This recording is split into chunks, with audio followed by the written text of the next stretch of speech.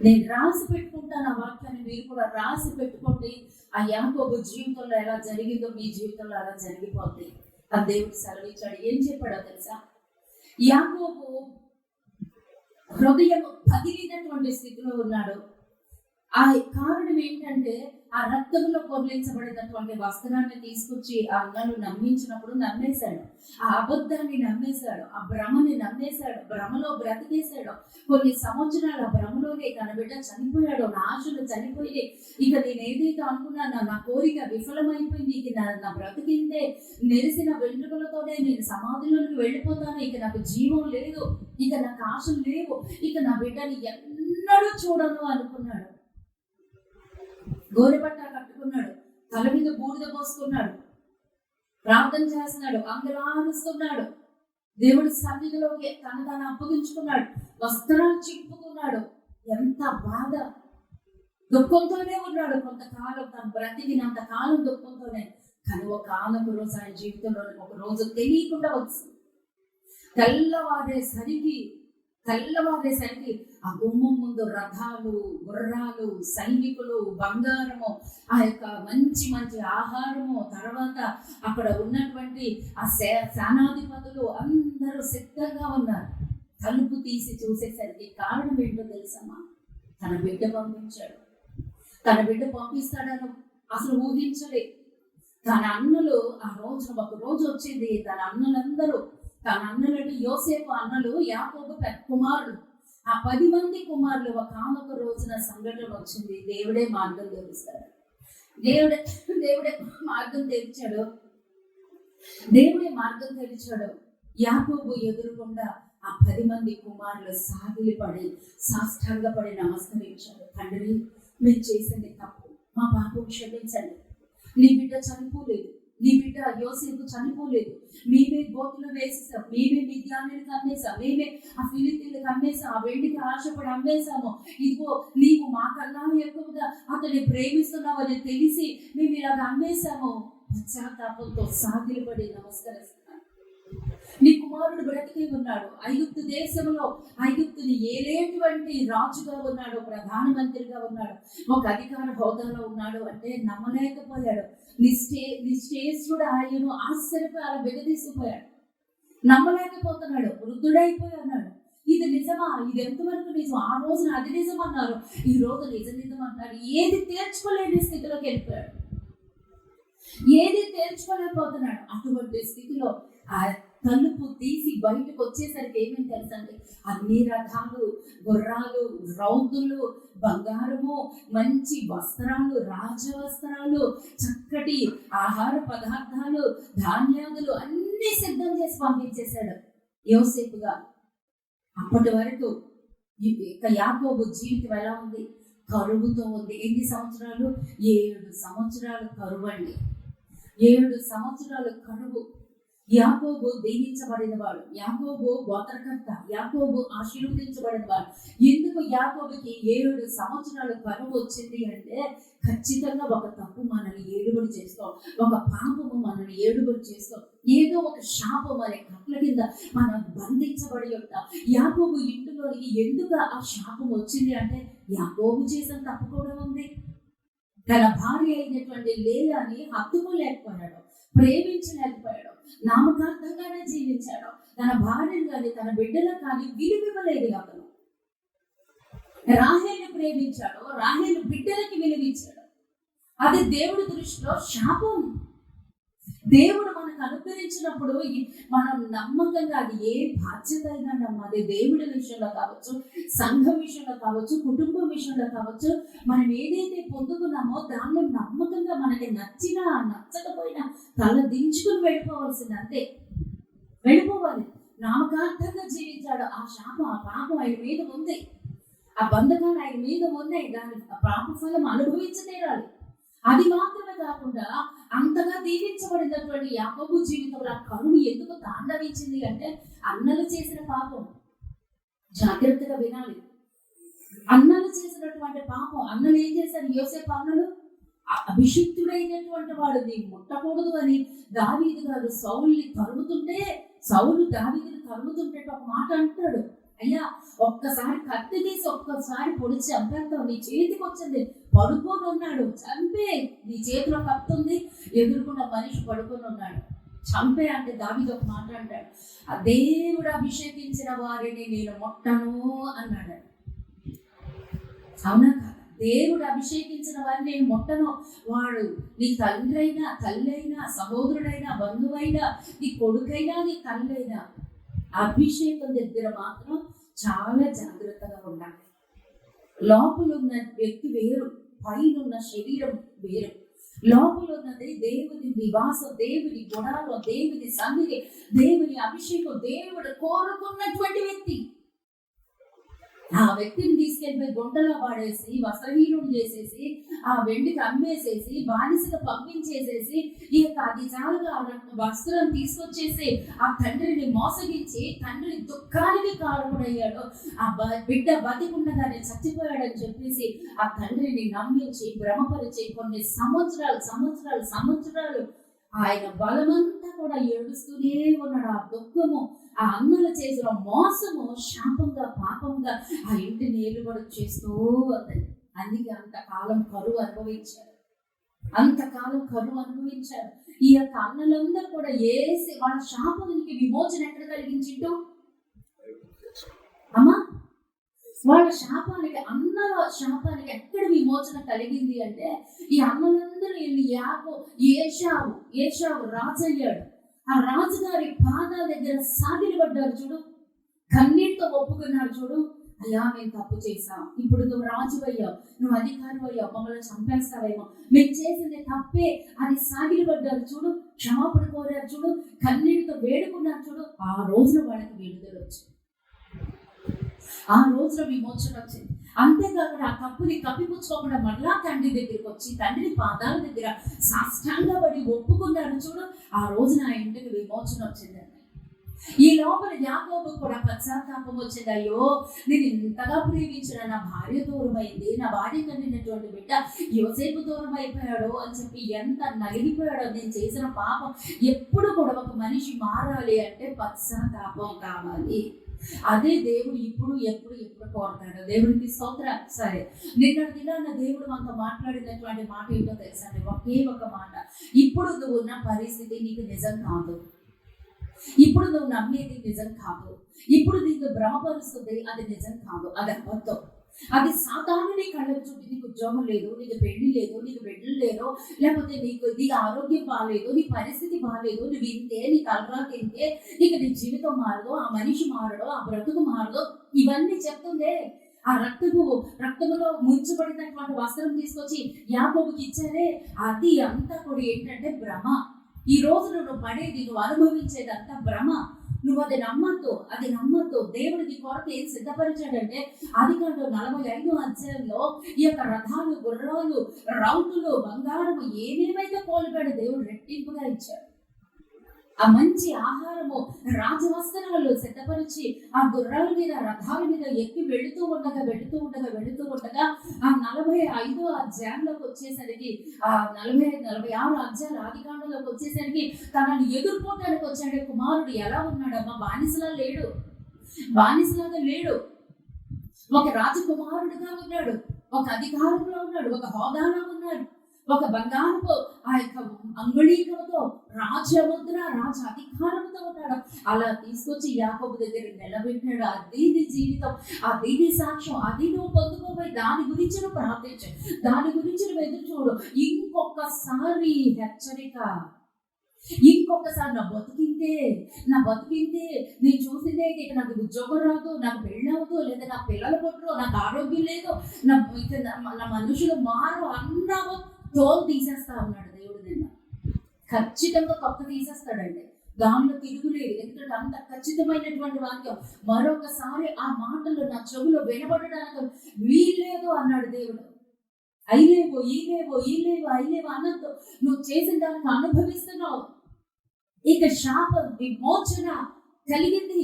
ఇప్పుడు కలగబోయేటువంటి ఆశీర్వాదం కొరకు నువ్వు ప్రార్థన చేయి.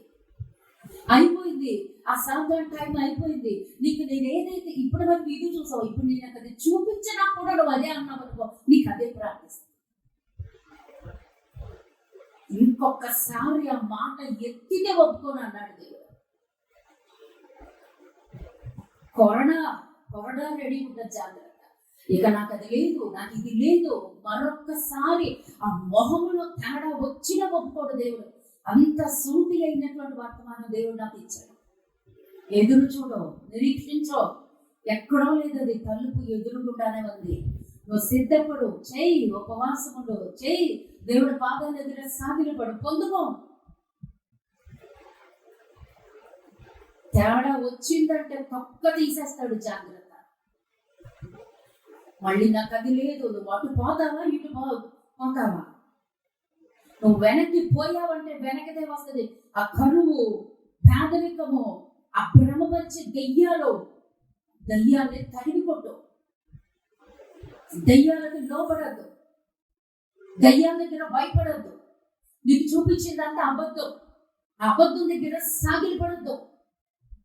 నువ్వెప్పుడైతే ప్రార్థిస్తావో, నువ్వెప్పుడైతే ఉపవాసిస్తావో, ఎప్పుడైతే గోరు పట్ట కట్టుకుంటావో, ఎప్పుడైతే బోడిద తల మీద పోసుకుంటావో, అంటే నిన్ను నీవు తగ్గించుకుంటావో, దేవుడి సన్నిధికి ఎప్పుడైతే నిన్ను నువ్వు అప్పగించుకుంటావో,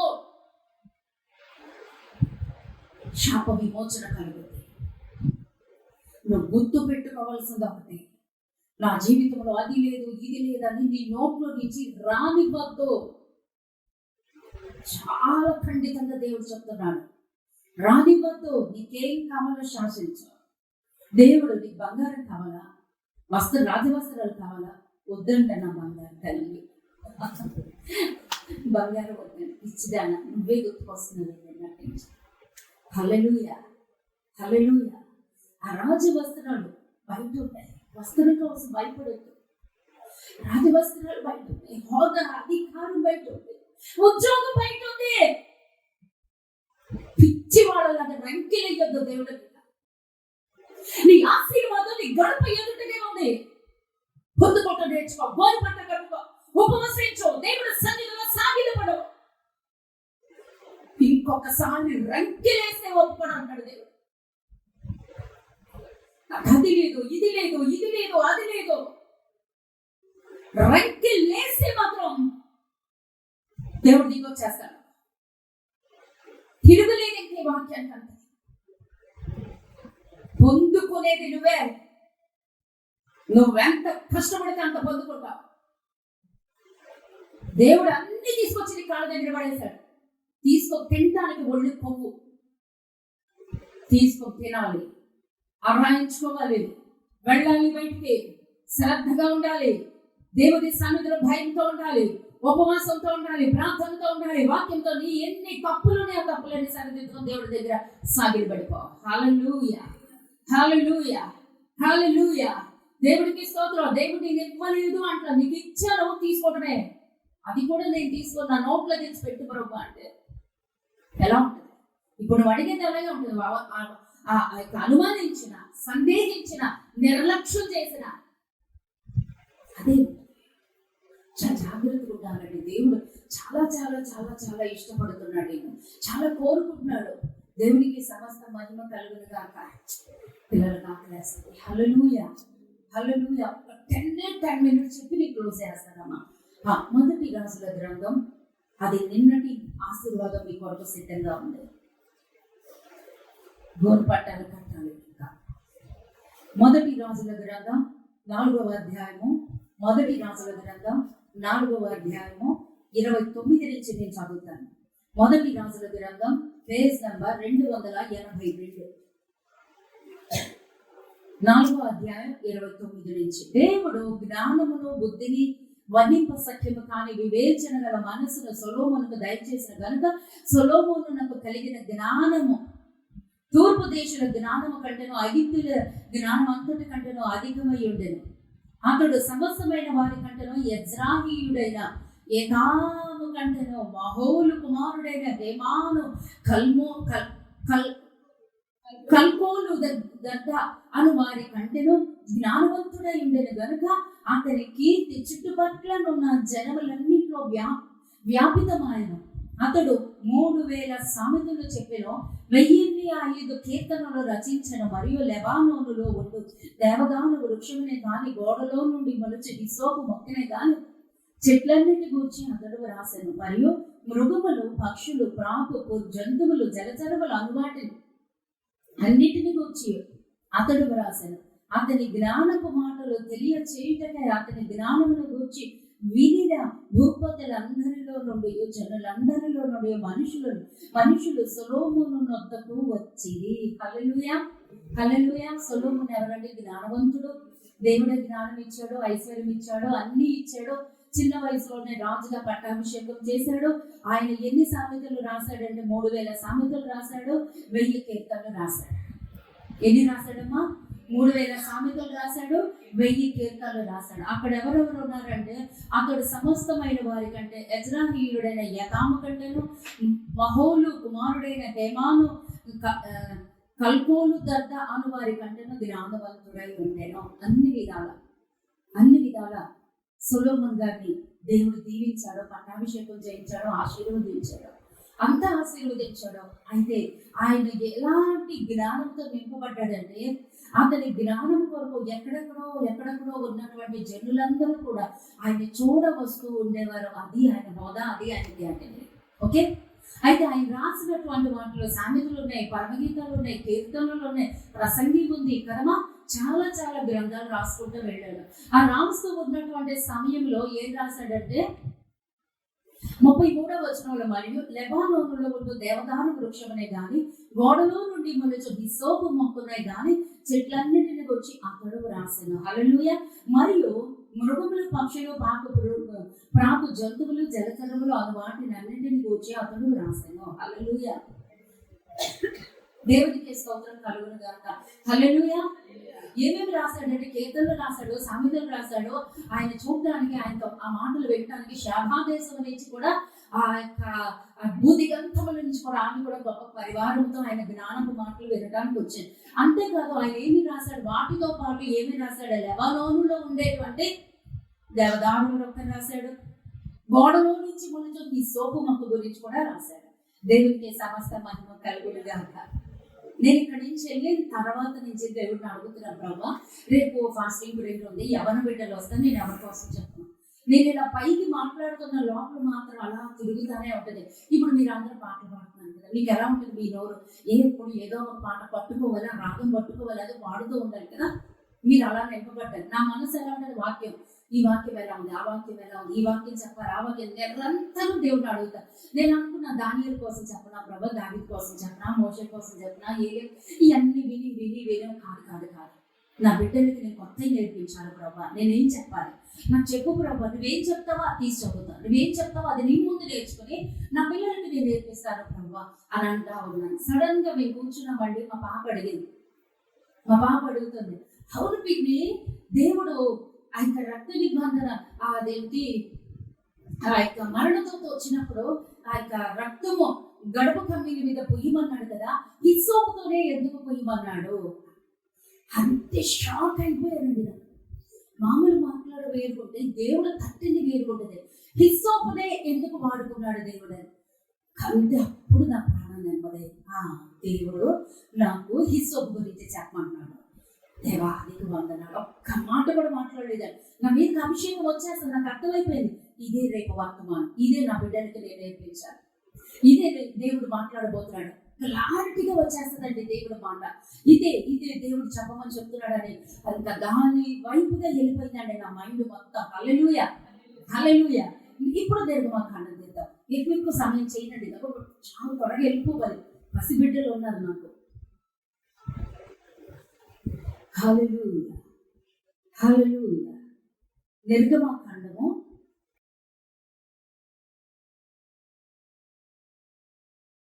12వ అధ్యాయము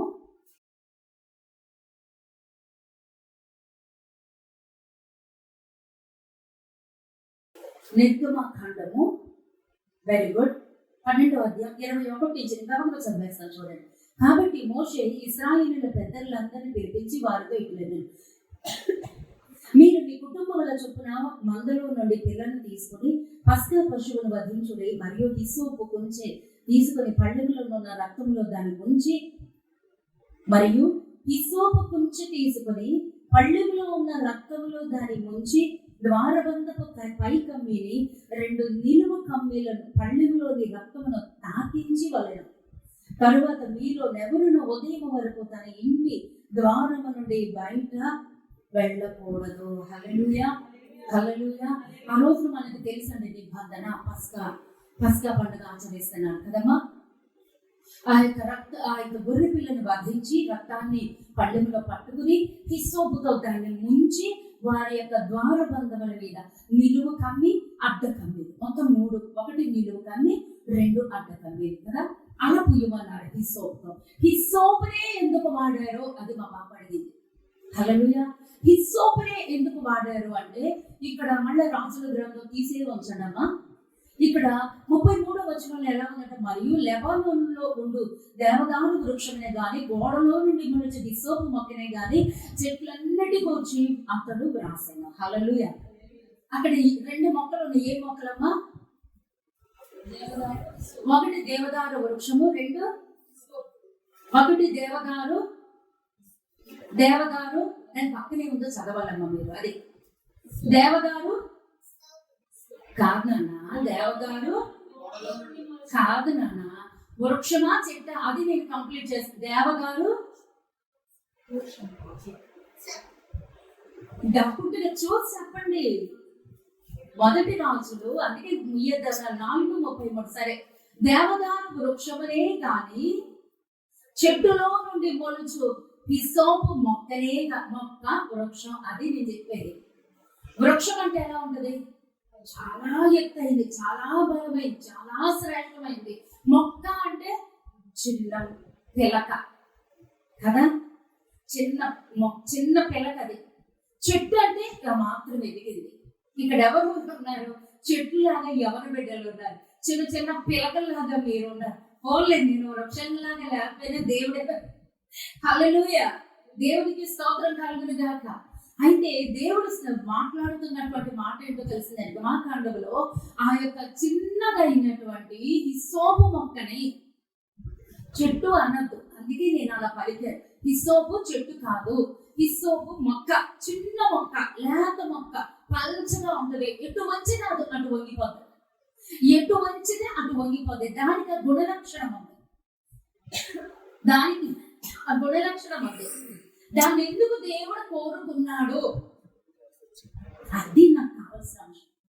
అసలు దాన్ని ఎందుకు కోరుకున్నాడు అంటే, అది ఎక్కడ మలుస్తుందమ్మా, దాని పొటకెక్కడ, దాని జీవితం ఎక్కడ, దాని యొక్క జీవిత చరిత్ర ఎక్కడి నుంచి స్టార్ట్ అవుతుందంటే గోడలో నుంచి, బండలో నుంచి, కొండల్లో నుంచి, ఆ రాళ్ళ రక్తంలో నుంచి. ఎవరన్నా దాన్ని పెంచుతారా శ్రద్ధగా? ఎవరన్నా నీళ్లు పోస్తారా? ఎవరన్నా గుర్తిస్తారా? ఆకర్షణ ఉందా దానికి? ఎవరన్నా ప్రేమిస్తారా? ఎవరన్నా ఇష్టపడతారా? తీసుకెళ్ళి ఇంట్లో పెట్టుకుంటారా? ఏమీ లేదండి, ఏ ఆకర్షణ లేదు, ఎవరు పెంచరు, దాని గురించి ఎవరు శ్రద్ధ చూపరు. ఎందుకంటే ఒక పిచ్చి మొక్క, అర్హత లేదు, గుర్తింపు లేదు. ఎక్కడో గోళ్ళ పెరిగేది, ఆ కొండలో పెరిగేది, ఆ రాళ్ళలో పెరిగేది. అటువంటి మొక్కని దేవుడు గుర్తించుకున్నాడు. హల్లెలూయా. ఈ అంతకుముందు దేన్ని రాశాడండి సొలొమోన్ గారు? దేవదారు మొక్క గురించి రాశారు కదా. ఆ దేవదారు వృక్షం మొక్క కాదండి, అదే నేను పొరపాటు చేయండి. దేవదారు వృక్షము అది ఎంతవరకు వెళ్ళిపోద్దో తెలుసా? ఇంచుమించు 800 అడుగులు ఎత్తే వెళ్ళిపోతుంది. 800 అడుగులు. దాన్ని చూడాలంటే కింద అడుగులు పైకి చూస్తారు. ఆకాశమునంటూ అంత ఎత్తైనటువంటిది అని కీర్తనల గ్రంథంలో కూడా దేవదారు మొక్క ఉంది. కానీ దేవుడు దేన్ని కోరుకున్నాడు? ఆధిక్యతను కోరుకోలేదు, అధికారాలు కోరుకోవట్లేదు, అందరు ఆ డబ్బు కోరుకోవట్లేదు, ఆ హోదాలు అక్కట్లేదు. దేవుడికి ఏ గుర్తింపు లేని ఎవరో వాడుకొని తృణీకరించబడింది అటువంటిది ఈ సోపు మొక్క. అది నాకు కావాలంటాడు, అది కావాలి.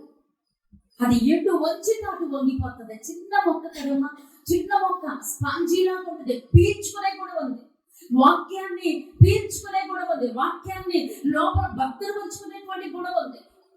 ఎటు వచ్చితే ఆ వాక్యానికి దేవుడికి లోపడేటువంటి స్వభావం. దేవదారు వృక్షాన్ని దేవుడు కోరుకోలేదు.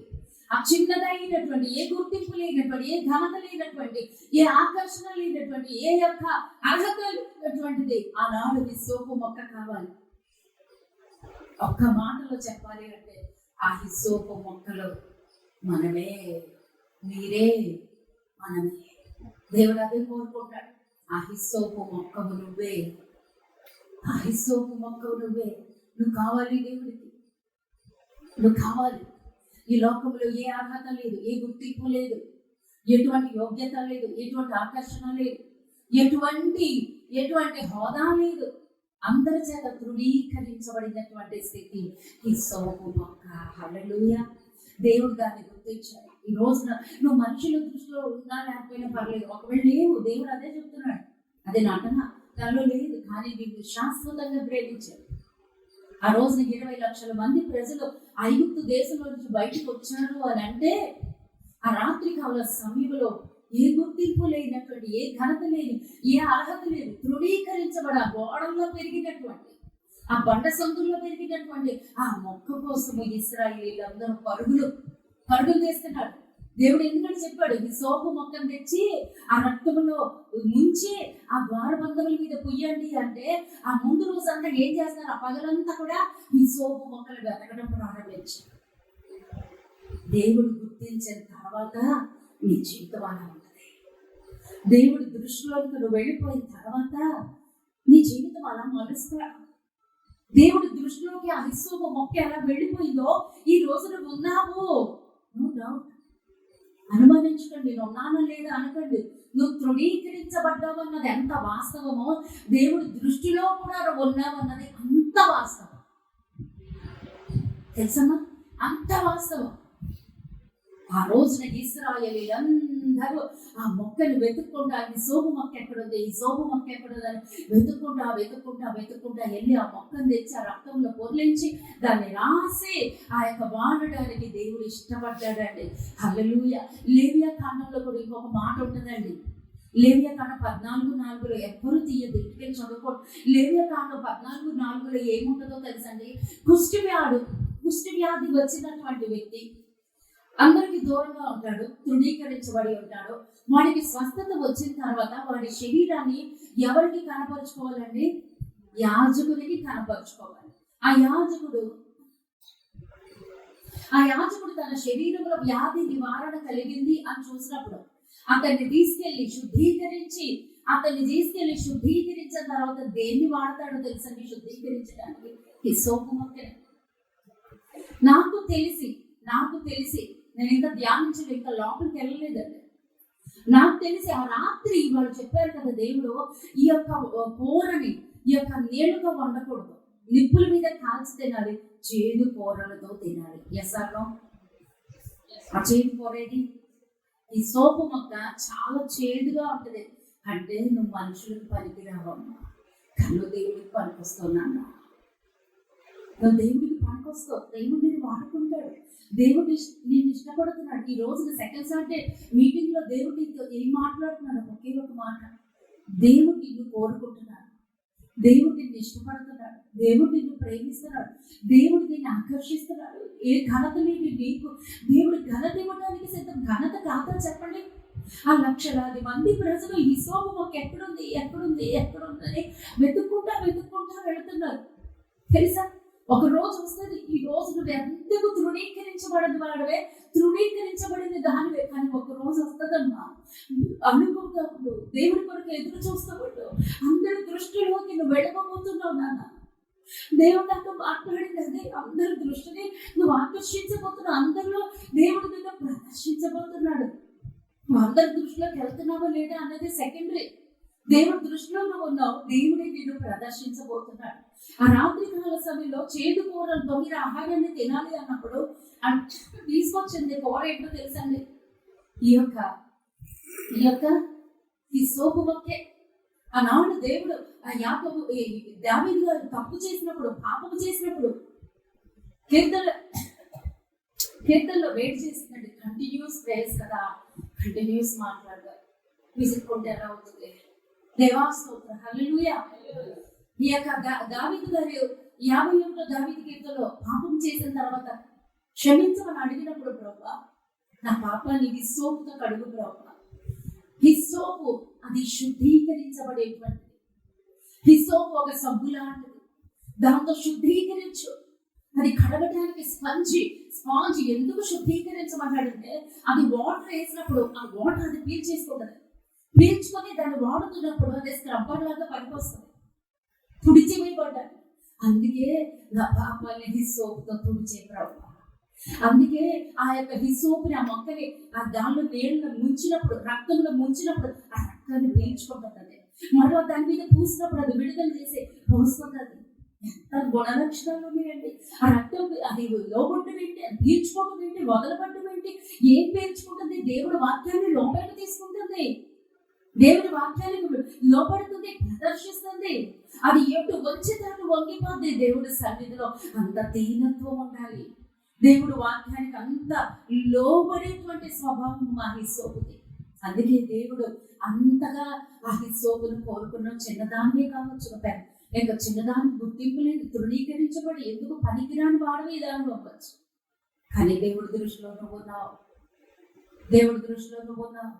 దేవుడు చేతులకు నిన్ను అప్పగించుకున్నప్పుడు ఒకనొక రోజు వస్తుంది, నిన్ను వెతుక్కుంటూ జనాలు వస్తారు, నిన్ను వెతుక్కుంటూ. దేవుడు ఎందుకో తెలుసా నాన్న, నిన్ను ప్రదర్శించడానికి దేవుడు ఇష్టపడతాడు. దాని దీనత్వాన్ని చూశాడు. ఎవ్వరూ తెచ్చి ఇంట్లో పెట్టరు. ఆ హిస్సోపు మొక్క ఎవ్వరూ పెంచరు, దానికి నీళ్లు కూడా పోయరు. దేవుడే దానికి నీళ్లు పోస్తాడు. అర్థమవుతుందా? నువ్వు ఎప్పుడైతే దేవుడు మీద ఆధారపడి ఉంటావో నాన్న, నీకు నీళ్లు కావాలంటే నీళ్లు పోస్తాడు, జీవం కావాలంటే జీవం పోస్తాడు, గుర్తింపు కావాలన్నా దేవుడే ఇస్తాడు. ఎవరి ప్రేమని నోచుకోలేదు. అది దేవుడి ప్రేమని, దేవుని ఆకర్షణ తెలుసుకుంది, దేవుడు కోరుకున్నాడు, దేవుడి హృదయంలో స్థానం సంపాలి. ఈ రోజున నువ్వు హిస్సోపు మొక్క వలె దేవుడి దృష్టిలో కనబడుతున్నావు. నిన్ను దేవుడు ప్రేమిస్తున్నాడు, దేవుడు నిన్ను విడిచిపెట్టాడు.